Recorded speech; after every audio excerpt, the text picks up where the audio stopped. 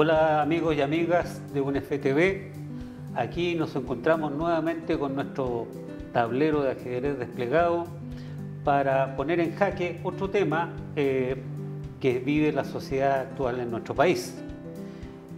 Para el tema de hoy tenemos dos grandes invitados para conversar referido a la justicia en Chile y puntualmente a la existencia de dos sistemas procesales que se están usando en este momento, a pesar de una reforma procesal penal que se inició en el año 2005. Queremos poner en jaque esta existencia de estos dos sistemas procesales y conversar con nuestros invitados de lujo que tenemos para el día de hoy. Así que le damos la bienvenida primero a don Hermógenes Pérez de Arce, abogado, economista y periodista. Buenas tardes, don Hermógenes.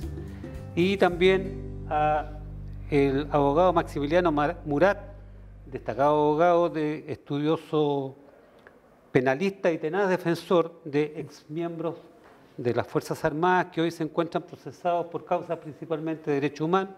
Bienvenido, Max, a nuestro panel. Buenas tardes, un gusto estar con ustedes. Bueno, sin perder más tiempo, vamos a entrar al área chica para abordar los temas que venimos a conversar hoy día. Maximiliano, para que la gente que nos está viendo entienda cuáles serían los principios que orientan la reforma esta que se hizo para crear el nuevo sistema procesal penal en Chile. Bien, uno de los principios más importantes que ha inspirado la reforma procesal penal es separar la función jurisdiccional o judicial de la función investigativa, es decir, dividir los que investigan y los que juzgan, cuestión que hoy día no se da en el procedimiento antiguo. Otro de los principios importantísimos de la reforma es el hecho de garantizar la publicidad de todos los actos del proceso. Es decir, que no existan ninguna investigaciones o parte de la investigación secreta o solamente para ciertas personas. También la inmediatez y la oralidad que van de la mano, en el sentido de que el juzgador deba percibir por sus propios sentidos la información que recibe dentro del juicio y no solamente la reciba a partir de la lectura de expedientes escritos como sería lo que existía antiguamente a la reforma. O sea, se privilegia ahora en lo oral por sobre lo escrito. Exactamente, más que el oral, percibir la información de manera lo más real posible. Bien. Versus leer algo frío que está escrito por otro, respecto a lo cual no tengo mayor información que la sola lectura del antecedente escrito. Don Hermógenes, ¿cuál diría usted que eran las principales características del sistema procesal antiguo y los fundamentos que tenía para ser aplicado en Chile? Bueno, yo no soy tan crítico del sistema procesal antiguo.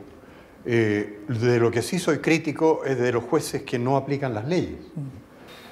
No a satisfacción de todo el mundo, pero sí funcionaba sobre la base de que había buenos jueces, buenos ministros de corte, que aplicaban las leyes. Y esto se terminó a partir de 1990 paulatinamente, y ya definitivamente se terminó después de 2000 en Chile, en que los jueces dejaron de ser personas confiables, imparciales y dedicadas a su función propia, que es aplicar las leyes, y nos encontramos con jueces que eran más agentes políticos que otra cosa. Y ese ha sido el principal problema, no tanto el cambio de un sistema por el otro. El sistema actual yo lo considero excesivamente garantista. El sistema antiguo, cuando el juez tenía vocación de tal y quería saber la verdad, la sabía. Y él podía arbitrar todos los medios de prueba necesarios para saberla. Aquí la descomposición de la justicia comenzó por el aspecto humano, la descompostura vino de los jueces a partir del año 2000 y de que se empezaron a nombrar jueces de ciertas tendencias políticas, como ya es obvio hoy día, en que para nombrar una ministra de la Corte Suprema hay alineamientos políticos perfectamente claros. Y eso yo creo que es un grave defecto del sistema actual.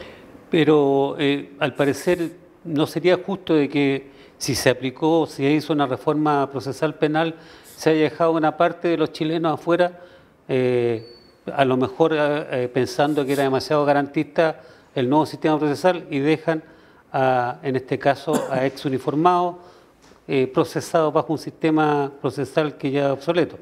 Bueno, eso es evidente porque todo el mundo sabía que el nuevo sistema era mucho más garantista, y a mi juicio excesivamente garantista.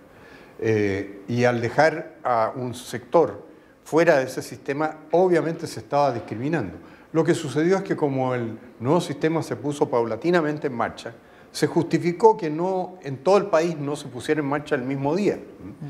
Pero una vez que ya todo el país estuvo incorporado, no había ninguna razón para mantener a nadie segregado en el otro sistema. Y se les mantuvo. Y yo creo que se les mantuvo por una razón política, porque eran personas que habían actuado bajo las órdenes del gobierno militar y de lo que se trataba era de desprestigiar al gobierno militar. Max, ¿qué significa para ti el hecho de que coexistan dos sistemas procesales paralelos? ¿No es una normalidad, digamos, dentro del... Es una desigualdad grotesca, es un atentado contra la igualdad ante la ley, es tratar a personas que están sujetas a un mismo sistema de normas penales de manera distinta procesalmente. Yo creo que eso implica una distorsión de la justicia absoluta y claramente es algo que lamentablemente como país nos debiese dar vergüenza, literalmente, porque, o como dice Hermógenes, o te casas con un sistema o te casas con otro, pero tratar a unos con un sistema y a otros con otro sistema es absolutamente vulneratorio a cualquier tipo de garantía constitucional o de cualquier tratado internacional. En eso estamos absolutamente de acuerdo. Don Hermógenes, el Tribunal Constitucional ha dejado constancia de la necesidad de proceder en los juicios que se llevan a través del antiguo sistema de acuerdo a normas y principios inspiradores que contemplan la reforma procesal penal. ¿Qué potestad tiene el Tribunal Constitucional respecto a imponer en sus fallos? ¿Qué obligación tienen las Cortes de asumirlo? ¿Cuál es la realidad al respecto de esto? No, la realidad es que aquí los jueces que llevan a cabo los procesos, sobre todo contra exuniformados, no tienen ninguna norma, no se ciñen en ninguna norma legal. Ellos disponen a su arbitrio de todo, disponen de lo que dice la ley, a lo cual no le hacen caso, disponen de las pruebas a su amaño, determinan que ciertas cosas están probadas cuando no lo están. Hay una arbitrariedad absoluta. Yo he criticado en algunos artículos sentencias en que el juez no cumple un deber elemental bajo cualquier sistema. El juez del crimen está obligado a probar la existencia del delito. Si no, no puede haber condena. Y aquí los jueces no prueban la existencia del delito. Y dicen que no lo prueban. Suponen que hay un delito. Uno llegó a decir en la televisión que él recurría a una ficción judicial, ¿no? O sea, fingen que hay delito. Eso es inaceptable. Y bajo cualquier sistema. Así que esa es la mayor crítica que yo hago. Max, este país que se declara abiertamente transparente, legalista, ¿por qué esta situación tan extraña, crees tú, ha perdurado tanto en el tiempo, derechamente? A ver, por un lado porque les es cómodo, porque esa es la verdad, el sistema judicial le acomoda a esta situación, y al revés, le desacomoda tener que cambiar todo su sistema y pasarlo al nuevo. Ese es un problema que ellos no quieren enfrentar, por lo tanto no hay voluntad política de los legisladores para adecuar la ley, para que se tome de una vez por todas un sistema u otro para todos, y tampoco hay una voluntad judicial, porque en el fondo los jueces perfectamente podrían, si quieren, mantener el sistema antiguo y aplicar las garantías más ventajosas del sistema nuevo para equiparar al menos el debido proceso en ambos sectores, pero ni por un lado ni por otro quieren hacerlo. Para que la gente entienda por qué se aplica un sistema procesal que ya se derogó a un sector de la población como son los exuniformados. Mire, la justificación que dan los jueces es que la ley así lo estableció, es decir, que las conductas acaecidas con anterioridad a la reforma se regirán, digamos, por el procedimiento penal antiguo. Pero la verdad las cosas es que esa justificación legalista queda bastante pasada a llevar por su misma interpretación de las normas del derecho internacional. Entonces al final del día es una paradoja, porque aplican las normas del derecho internacional cuando les conviene, para declarar imprescriptibles los delitos, para no amnistiarlos, para no aplicar la media prescripción, etcétera, etcétera, cuando les conviene, pero no aplican esos mismos tratados internacionales respecto al debido proceso y las garantías que deben tener cualquier persona juzgando el sistema penal al momento de aplicarles la justicia. Entonces, en el fondo, acá hay un sinsentido y una contradicción vital en los jueces, vital, y absolutamente imposible de zanjar. O sea, ellos no han salido ni han superado su contradicción. Don Hermógenes, ¿usted ve alguna predisposición, alguna intencionalidad política detrás de esta de esta situación que se está viviendo?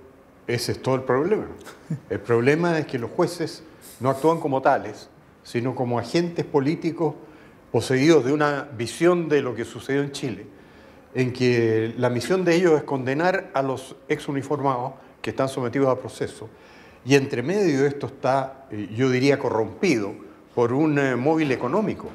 Aquí en Chile la subsecretaria de Derechos Humanos dijo que se le habían dado hasta el año 2018 indemnizaciones por 6.000 millones de dólares, que es una cantidad gigantesca, es como otro Transantiago, en términos de lo que le ha costado al fisco, en pagos e indemnizaciones a elementos de izquierda, por distintos conceptos de distintas leyes que han sido dictadas en su favor y de las sentencias que dictan los jueces.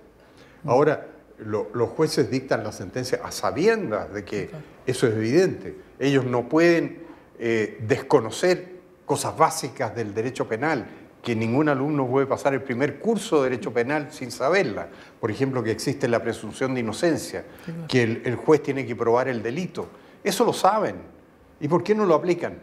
Porque tienen una visión política y su misión consiste, y como saben que están exentos de toda sanción, porque nadie los persigue por eso, porque si alguien se querella por prevaricación, ellos rechazan la querella porque son ellos mismos los que la juzgan.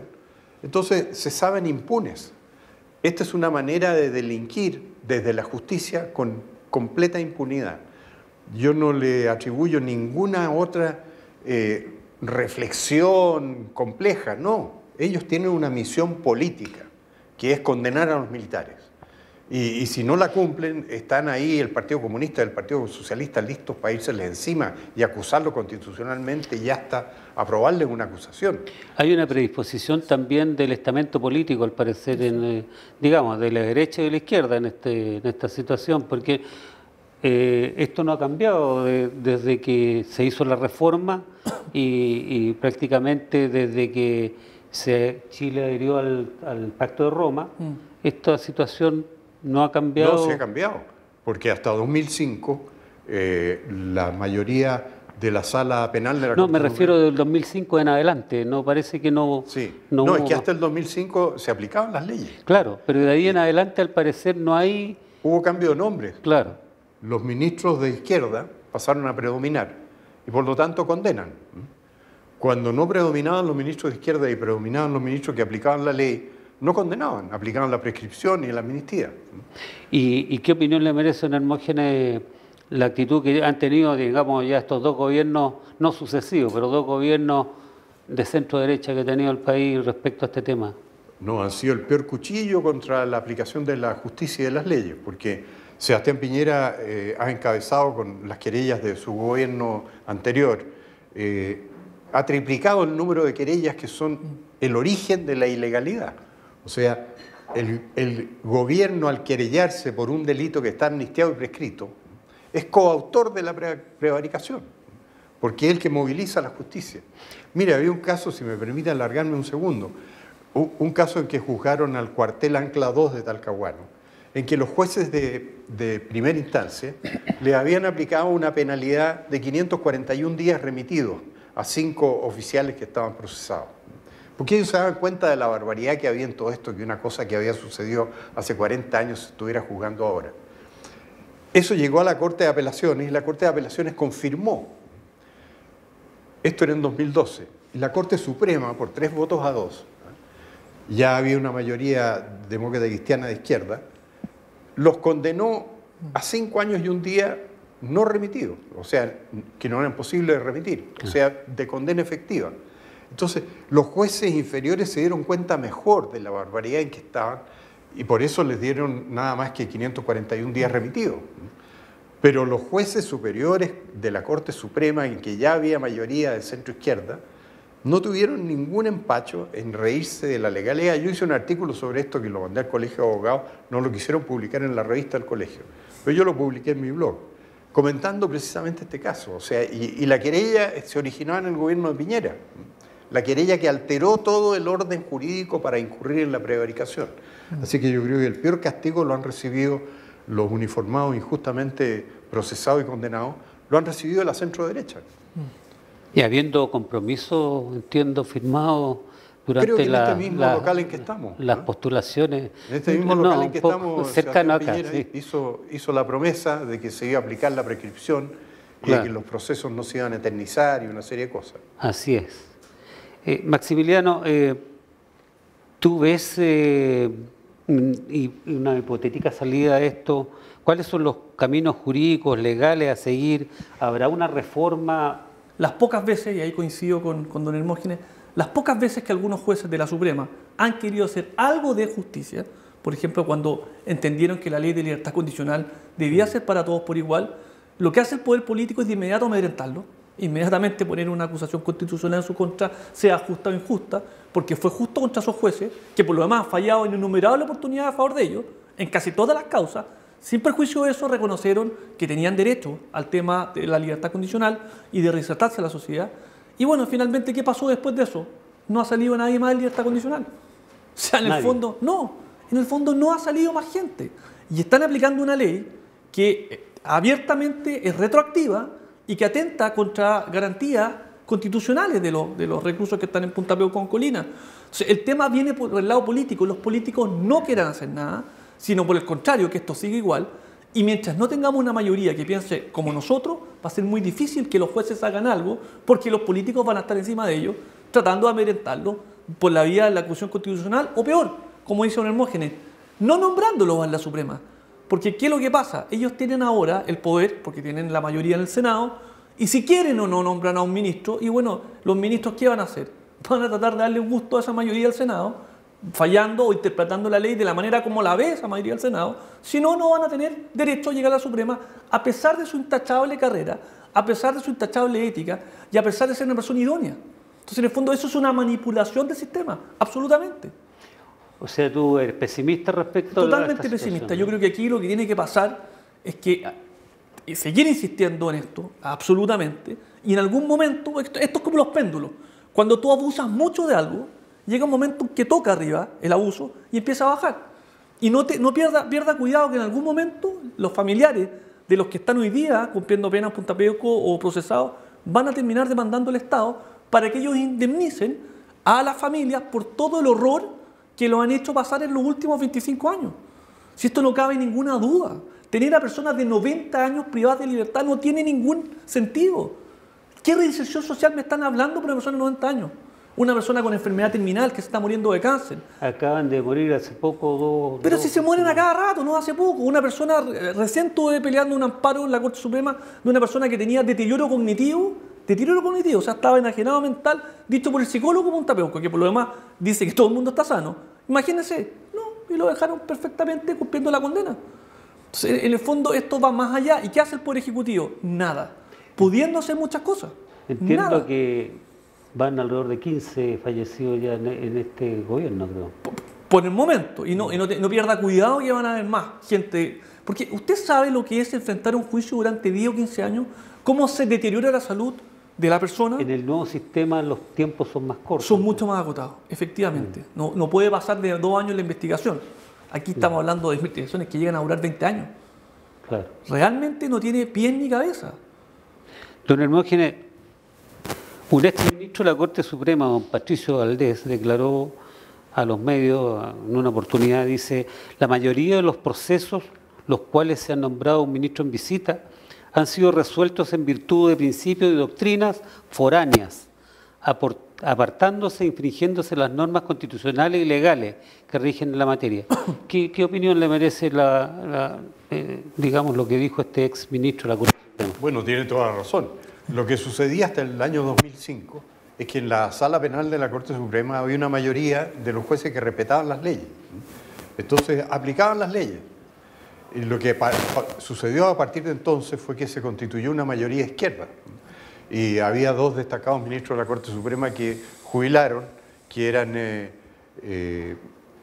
Nivaldo Segura y Rubén Ballesteros. Y cambiaron las mayorías, se constituyó una mayoría firme de izquierda y esos han consagrado las arbitrariedades más grandes. Entonces, el tema es ese, que yo creo que no es tanto el sistema, yo creo que son los jueces. Son los jueces que ex profeso no aplican las leyes, desconocen las leyes, contravienen las leyes y lo confiesan. A mí me tocó estar en la televisión con el juez Alejandro Solís, y él, como dije hace poco, dijo, es que eso es una ficción jurídica, dijo, o ficción judicial. O sea, un juez confiesa que no se basa en hechos, sino finge hechos. Perdón, a propósito del secuestro permanente. Claro, porque él no podía sostener que había probado, como juez, que había un secuestro permanente, que era la obligación de él probarlo porque eso era el delito. Entonces, cuando yo le dije, pero ¿cómo? En su celda, 40 años después, ¿dónde tiene al secuestrado el inculpado o el condenado? Entonces él dijo, no hallando qué más responder, bueno, es que eso es una ficción jurídica, una ficción judicial. ¿Y en el nuevo sistema procesal penal habría tenido cabida esta ficción jurídica? Bueno, eso no podemos saberlo, pero lo que pasa es que el nuevo sistema se enorgullece de ser garantista en el sentido de que defiende, hay una persona que defiende, pagada por el Estado, al inculpado y al procesado. Y hay un juez que está aparte de toda la investigación, que se supone que también tiene que ser imparcial, porque no es parte no está envuelto en el proceso. Entonces yo creo que eso haría fuerza para que hubiera más garantías. Claro, entiendo que hay varias diferencias, la presencia de un abogado defensor, un juez de garantía, hay un fiscal, ¿no es cierto? Sí. Cosas que no existen en este otro sistema donde el juez investiga, acusa... Pero tengamos cuidado, un nuevo sistema nos permitiría mejorar algunas garantías para la defensa y nos permitiría llegar en un mejor escenario procesal o probatorio a la sentencia definitiva. Pero cuidado, porque los principios los va a mantener la Suprema. Si no se da un recurso de nulidad en el sistema nuevo, sea la Corte de Apelación o en la Suprema, si los jueces son los mismos, como dice don Hermógenes, los principios van a ser los mismos. Y por lo tanto, igual van a ser imprescriptibles, igual va a ser secuestro permanente, igual va a ser inamnistiable. O sea, al final del día, vamos a mejorar, pero hasta por ahí nomás, hasta donde ellos quieran. Porque de todas maneras, la nulidad en el sistema penal nuevo la va a conocer o la Corte Suprema o una sala de la Corte de Apelaciones que puede seguir pensando como pienso hoy día. Entonces, yo lo que siempre he sostenido es que lo que hay que hacer es mantener el sistema antiguo e incorporar las garantías del sistema nuevo. Y ahí podemos equiparar la cancha. Esa es mi opinión. No sé qué opina usted, don Hermógenes. Sí, yo estoy de acuerdo con eso, pero yo no, la verdad es que no confío en los jueces. Porque he visto que se ha politizado el poder judicial de tal manera. Hubo un momento en que se llegó a un acuerdo político para nombrar a los jueces uno de un lado y otro del otro. Claro. Así. Un acuerdo de caballeros.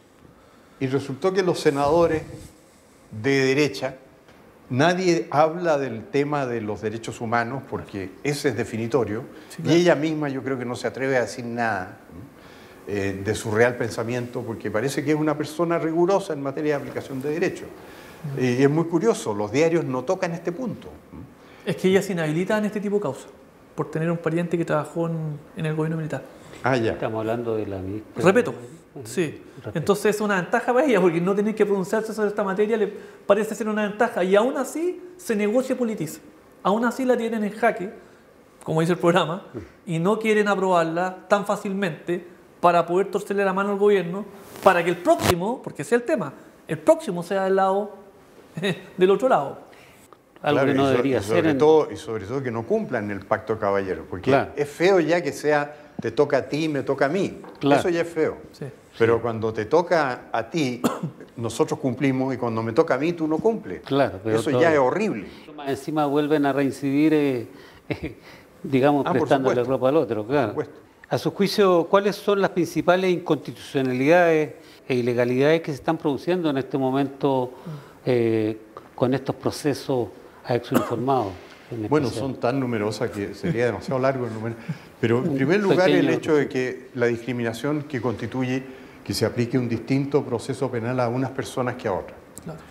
Eso como norma general. Eso se justificó cuando el país iba incorporándose progresivamente al nuevo sistema. Pero cuando ya estuvo todo el país incorporado no había ninguna justificación para discriminar. Sí, claro. Lo otro es que los jueces no cumplen ni siquiera las normas esenciales. ¿Ah?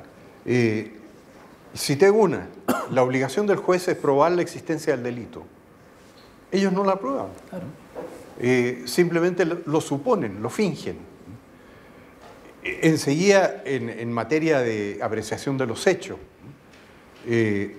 ellos formulan presunciones que no cumplen con los requisitos que la ley establece para las presunciones y condenan por presunciones. Enseguida, una atrocidad que tiene carácter universal, porque en ninguna parte del mundo se comete, que una ley posterior castigue hechos anteriores. Y existe desde el año 2009 en Chile, y ellos dicen que aplican esa legislación. Comparativamente, ¿ocurre esta situación en otros países parecido a lo que está...? En Argentina sucede algo parecido. Ya. En Argentina también lo mismo, se habla de presos políticos militares. Han fallecido, yo tengo correspondencia con ellos porque me mandan cosas de su situación, y ya van 500 fallecidos entre los presos políticos militares argentinos, que son mucho más que en Chile. Entiendo sí que hay mucho más de ellos cumpliendo prisión domiciliaria. Se usa mucho allá en Argentina. En Argentina. No sabía eso. Había escuchado, pero no sé. Max, ¿cuál es la situación? No sé si tú tienes más o menos un panorama respecto a los procesos que se están llevando bajo el sistema procesal penal antiguo. Hay muchas personas que sí, claro. Hoy día tenemos más de 1.200 procesos abiertos con gente procesada, acusada o condenada en alguna instancia. Hay más de 7.000 causas de tortura que ya están ingresadas, al menos a donde el ministro Carroza y en otras partes de Chile, y que tienen que buscar culpables, ¿no? Y tienen que procesar y condenar personas. Por lo tanto, no solamente esto no va a acabar, esto va a aumentar exponencialmente al infinito. Y ese es un problema que el sistema judicial no va a poder dar abasto por una sencilla razón. La sala penal de la Corte Suprema es una, la segunda sala penal. Por lo tanto, todo va a terminar ahí, y la segunda sala penal no puede estar las 24 horas de los 7 días de la semana resolviendo causas de derechos humanos. Entonces eso va a inmovilizar el sistema, lo va a retrasar, lo va a complicar. Esa es la verdad. O sea, hoy día tenemos una situación en que casi en todas las regiones de Chile hay causas sobre derechos humanos, ministros en visita extraordinaria investigando, cortes fallando sobre reaperturas de sumario, diligencia, libertades, etc. O sea, estamos literalmente con muchísimas causas. Esa es la verdad.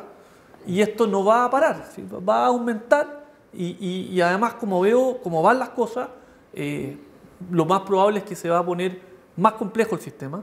¿Por qué? Porque a medida que pasa más tiempo, la prueba se debilita aún más. La gente olvida las cosas después de 20, 30, 40 años. Los recuerdos que uno puede tener son frágiles después de esa cantidad de tiempo. Recuerdos débiles que por lo demás van a significar terminar condenando a gente inocente. Y hasta los acusadores, digamos, también van deformando su claro, propio porque recuerdo es que aquí pasan dos cosas: la fragilidad de la memoria por el paso del tiempo, que eso es algo científicamente indiscutible, y la contaminación de las personas a medida de la información que se va agregando por los medios de comunicación y en el proceso. Uno se va contaminando, escuchando, leyendo, escuchando, y perdónenme, don Hermógenes, pero aquí la prensa tiene harta relevancia en este tema. No me cabe duda, por favor. Estoy de acuerdo en eso. O sea, en el fondo... O sea, el viraje que ha experimentado la prensa en esa materia es increíble. Han terminado por hablar de que hay un consenso transversal en materia de derechos humanos, cuando jamás ha habido tal cosa, porque hay una discrepancia fundada sobre todo lo que se ha hecho.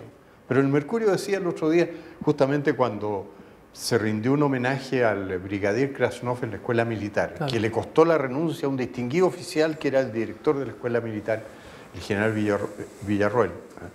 El Mercurio dijo que había sido una imprudencia imperdonable de este oficial permitir ese homenaje, pero la prensa como que ha conectado todo esto, como que encuentra que está bien, que ya los militares, ellos hay que enterrarlos y olvidarse de ellos. ¿Piensa usted, don Hermógenes, que en un futuro no muy lejano se va a cuestionar a la justicia por la forma que está actuando ahora? ¿O esto vamos a seguir echándole tierra al baúl de la historia acá? No, yo creo que cuando se escriba la historia en serio, sí, pero veo que políticamente en el horizonte que uno puede ver, la situación, como decía Maximiliano, va a empeorar. Porque otro escándalo que hubo se llamó la Comisión Walech, Sí, claro. en que llamaron a todos los que habían sido alguna vez interrogados Sí, claro. por la policía por actividades terroristas, porque los interrogaban por eso, no llamaban a los farmacéuticos, ni a los abogados, ni a los técnicos agrícolas. Llamaban a los que estaban comprometidos en los atentados, y a esos los interrogaban. Y resulta que a todos los interrogados le han dado una pensión y ahora están acogiendo querellas que ellos interponen para que se les indemnice por las supuestas torturas que sufrieron. Entonces, esos son cerca de 30.000 casos. Sí, claro. Potencialmente puede haber 30.000 querellas, cuando ahora estamos diciendo que hay 7.000, decías tú, en total. Sí, claro. Y no hablemos de los indultos, ¿no es cierto? Porque Cero.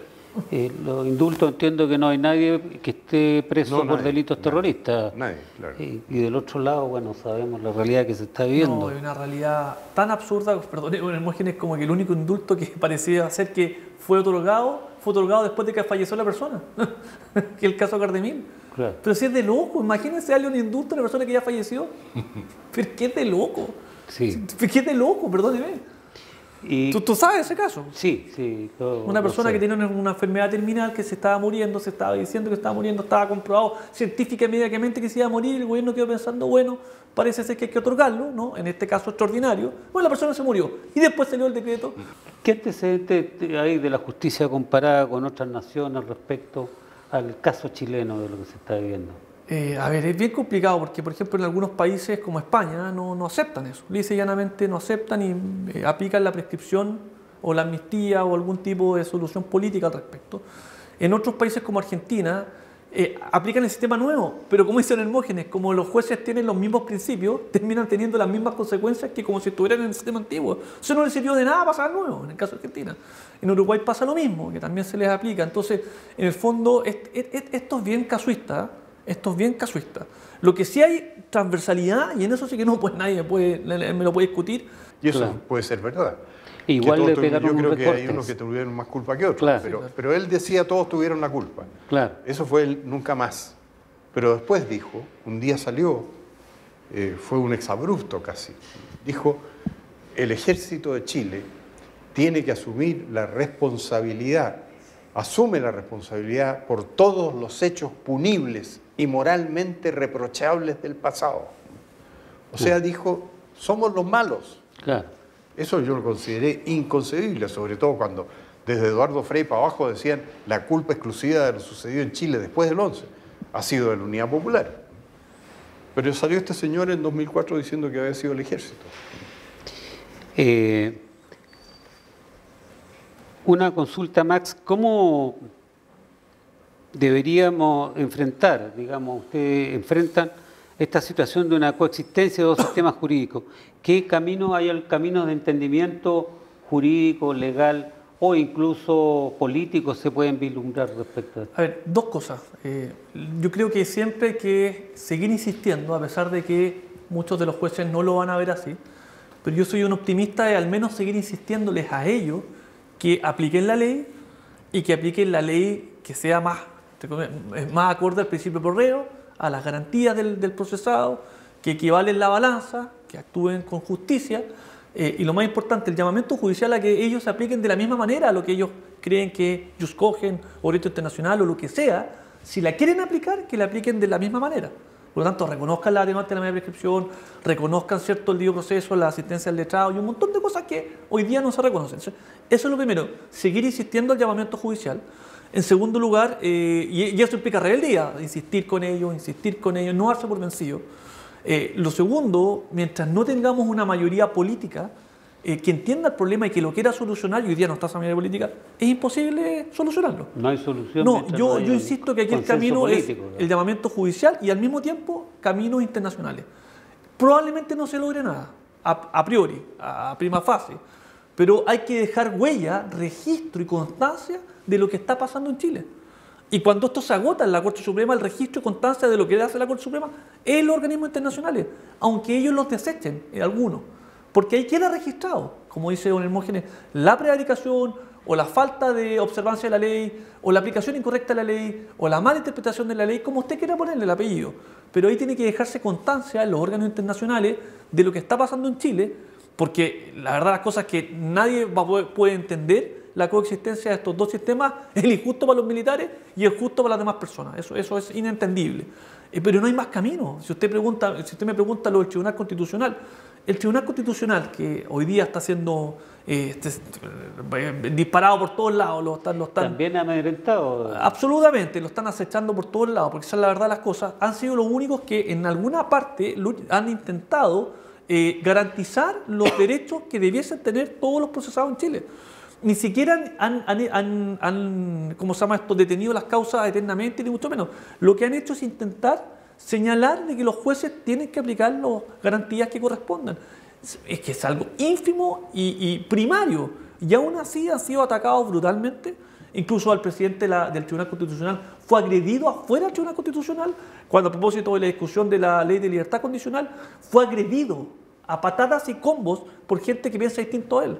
¿Qué opina usted de eso? O sea, si al presidente del Tribunal Constitucional, que es una excelentísima magistratura, del mismo estatus de la Corte Suprema, lo agreden físicamente fuera de su lugar de trabajo, pero la verdad es que no hay nada más que decir. No hay nada más que decir, ¿o no, don Hermógenes? ¿No le recuerda a usted antiguamente este tipo de episodios? Por supuesto. Bueno, es lo que yo he criticado. Creo que en este mismo local una vez me preguntaron, había unos 500 oficiales en retiro y me pidieron que les diera un consejo de qué hacer cuando estaban despuntando todos estos abusos, ¿no?, hace 10, 15 años. Y yo les dije, ustedes lo que tienen que hacer es vestir el uniforme, salir a mediodía aquí a la Alameda y marchar hacia la Moneda impertérritos de 4 en fondo, a ver qué pasa. Y allá entregar una carta con una declaración manifiestamente vehemente. Estamos hablando de militares en retiro que están... Claro.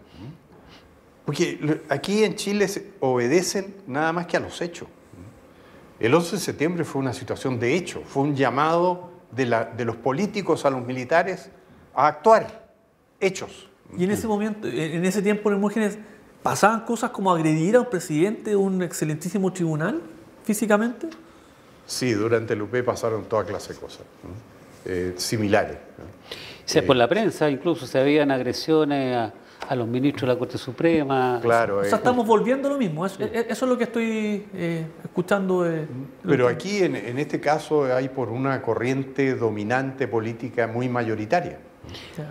O sea, en el fondo, la derecha que debería defender estas bases fundamentales no las defiende, sino que se ha hecho parte claro.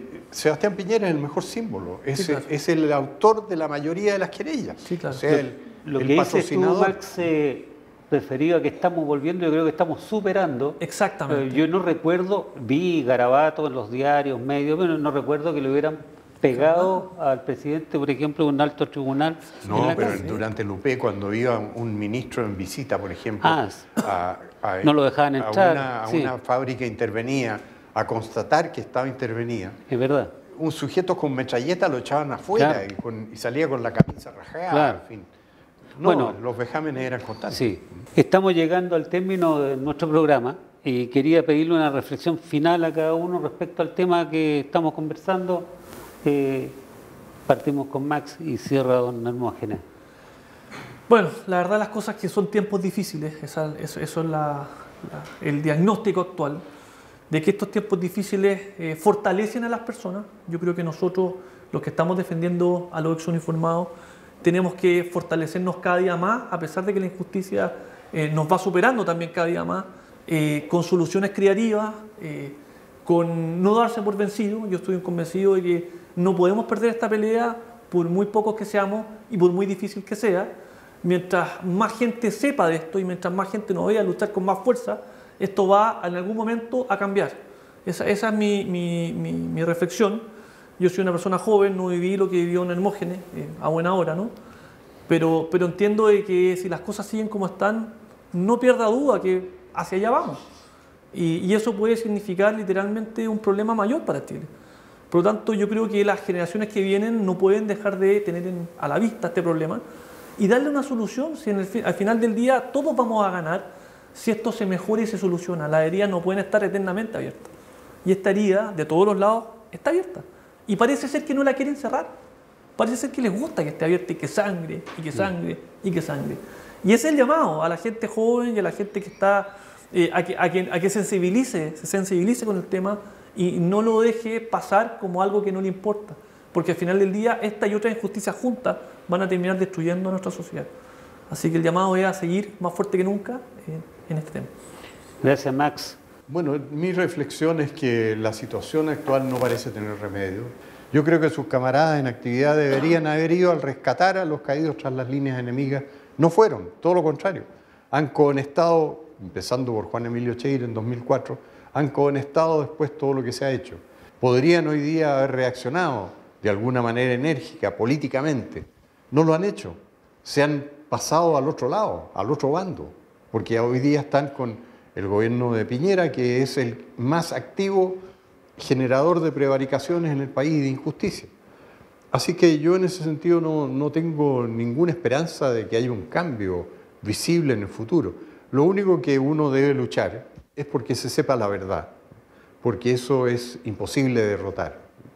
Y sabiendo la verdad uno se va a dar cuenta de la monstruosidad que se ha cometido aquí. Yo creo que la historia le va a hacer justicia a esta posición, porque yo creo que históricamente para la historia judicial chilena va a quedar como una época escandalosa de desconocimiento de las bases de todo el sistema jurídico. Y probablemente en las escuelas en 50 años más van a enseñar que este es un periodo negro de la judicatura chilena y de la legalidad chilena. Así que mi esperanza está más bien puesta en la historia que en el presente o que en el futuro próximo. Gracias, don Hermógenes. Gracias, Max. Gracias a ustedes. Yo, para cerrar, solamente quiero decir y hacer presente que ustedes han escuchado, acá en ningún momento se ha pedido impunidad,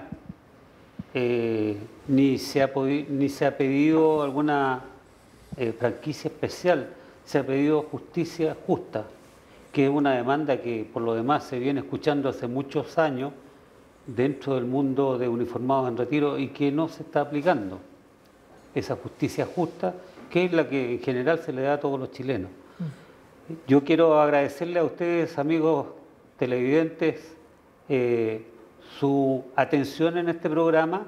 Quiero darle las gracias a nuestros invitados, don Hermógenes Pérez de Arce y Maximiliano Murat, y esperamos haber puesto en jaque una situación más de las que muchas que se viven en Chile y que tampoco se conversan porque hay poco interés a veces en difundirla.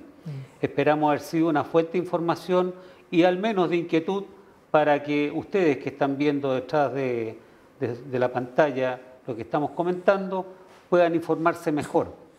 Le damos las gracias a UNEFETV por la oportunidad de dar a conocer este programa en jaque a nuestra organización no gubernamental cruzada por la Reconciliación Nacional, Justicia y Derechos Humanos, como dije, para dar a conocer aspectos de la vida de muchos chilenos que pasa desconocida, porque se ha contado la historia de una forma unilateral, se vive la justicia de una forma unilateral, se vive la vida en sociedad de una forma unilateral, y lo único que esperamos es que seamos realmente, como dicen, una sociedad más inclusiva, una sociedad más abierta. Hagámoslo, pues. Démosle espacio a todos los que pueden opinar, a todos los que tengan opinión, a todos los que tengan algo que decir con fundamentos, sin grosería, sin descalificaciones. Gracias a UNEFETV, gracias a ustedes, amigos televidentes.